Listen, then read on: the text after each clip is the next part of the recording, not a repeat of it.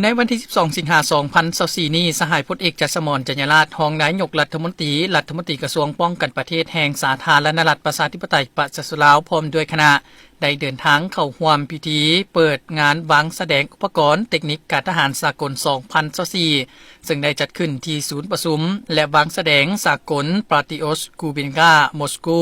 สหพันธ์รัสเซียโดยมีบรรดาการนำจากกระทรวงป้องกันประเทศและตัวแทนอุตสาหกรรมจากประเทศต่างๆมีทั้งหน้าบรรดาบริษัทของประเทศรัสเซียและบริษัทอื่นๆจากต่างประเทศตลอดฮอดภาคส่วนที่เกี่ยวข้องเข้าร่วม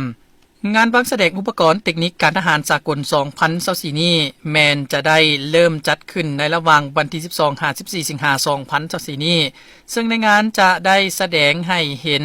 บรรดาเทคโนโลยีต่างๆหลากหลายรูปแบบมีทั้งอาวุธยุทโธปกรณ์เทคนิคการทหารที่มีความทันสมัยที่สุดมีเอกลักษณ์เฉพาะตัวจากประเทศรัสเซีย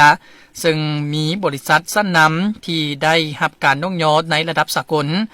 นอกนั้นยังมี 4 ประเทศเข้าร่วมคือจีนเบลารุสอิหร่านอินเดียและมีตัวแทนบริษัทจากต่างประเทศที่ลงทะเบียนเข้าร่วมกว่า120แห่งในปีนี้ได้จัดขึ้นเป็นครั้งที่10มีผลิตภัณฑ์ประมาณ 1,500 รายการและได้รับความสนใจจากตัวแทนผู้เชี่ยวชาญและสื่อจากต่างประเทศอย่างสม่ำเสมอ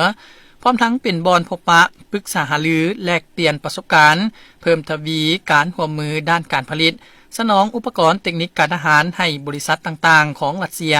และบริษัทอื่นๆจากต่างประเทศเพื่อสร้างความเข้าอกเข้าใจซึ่งกันและกันสุขอยู่ปกปักรักษาสันติภาพและเสถียรภาพอยู่ภาคพื้นและสากล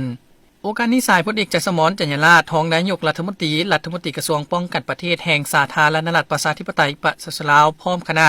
ก็ได้เยี่ยมชมงานวางแสดงอุปกรณ์เทคนิคการทหาร